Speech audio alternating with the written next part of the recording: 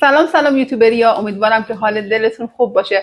دخترا امروز با 5 اشتباهی که نباید انجام بدید در خدمتتون هستم.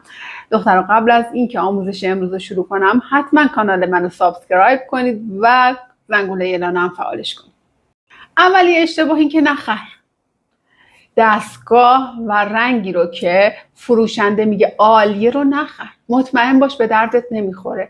اون چیزی رو بخر که استادت بهت گفته، اون چیزی رو بخر که واقعا دنبالشی. وقتی وارد یه تتو شاپ میشی و اون وسیله‌ای که شما نداره مشابهش رو نخر. من تا حالا 10 تا دستگاه و رنگ رو دستم مونده، فقط پولامو هدر دادم. پس اون وسیله‌ای که فروشنده به شما میگه این عالیه رو نخر. هرگز کوچ نگی. اینایی که میان میگن که من پیجتو رشد میدم، من شغلتو رشد میدم، تو رو بولدت میکنم و تو رو صاحب موفقیت میکنم، دروغی بیش نیست دخترا. حالا میگین کوچ چیه؟ کوچ باشه یه سری هستن، اینایی هستن که میان میگن که ما راه موفقیت و رشدتون رو بهتون نشون میدیم و در حقیقت واسه پولای شما نقشه کشیدن.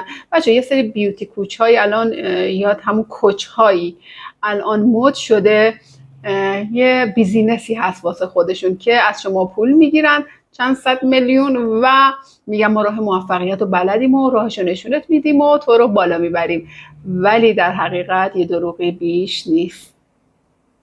همون پولو بیا تو آموزشت سرمایه گذاری کن، توی بیزینس خودت سرمایه گذاری کن، تو ارتقا دادن خودت سرمایه گذاری کن. بچه میتونید که اینستاگرام رو خودتون یاد بگیرید به وسیله بچه الان پکیجای مجازی واسه رشد اینستاگرام زیاد شده، به صورت مجازی یاد بگیرید، خودتون رو ارتقا بدید و در آخر هم برای خودتون تبلیغات بکنید.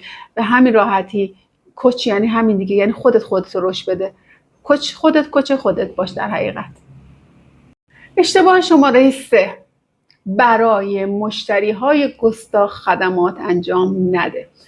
این مشتری هایی که زنگ میزنن ما پول نداریم، خیلی گرونه، کمتر از ما بگیر، مامانم حساسه، بابام حساسه، شوهرم حساسه، این شکلی نشه اون شکلی بشه، من این ابرو رو میخوام اون ابرو رو نمیخوام.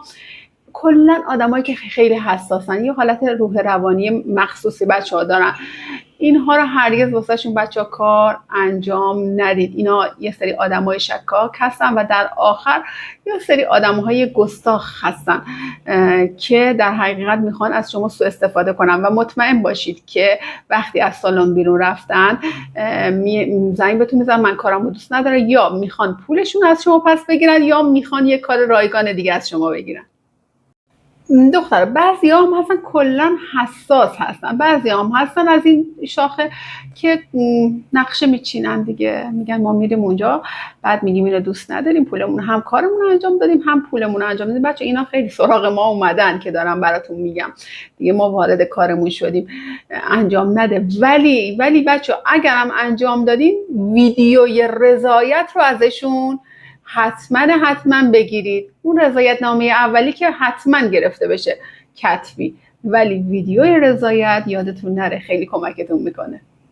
اشتباه شماره 4 اینه که کاریو که بلد نیستی انجامش نده.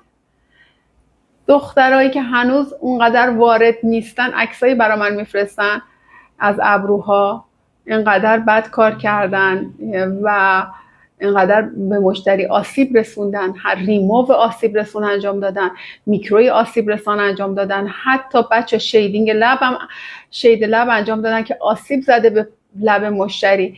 پس کاریو که بلد نیستی و درست حسابی توش مهارت نداری و انجامش نده.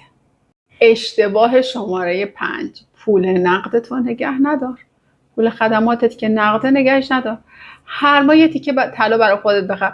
حالا شده 1 گرم، حتی میگم گرمی هم طلا بخری ایراد نداره، ولی پولت بچه‌ها پولتون هدر میره، پولتون خراب میشه. ولی اگه طلا رو بخرید اون طلا رو دارید، یه سرمایه گذاری واسهتون میشه. خیلی به این نکته دقت کنید دخترا. تمام این اشتباهات رو من به شخص داخل کار خودم انجام دادم، اما شما این کارو نکنید. مرسی از نگاهتون.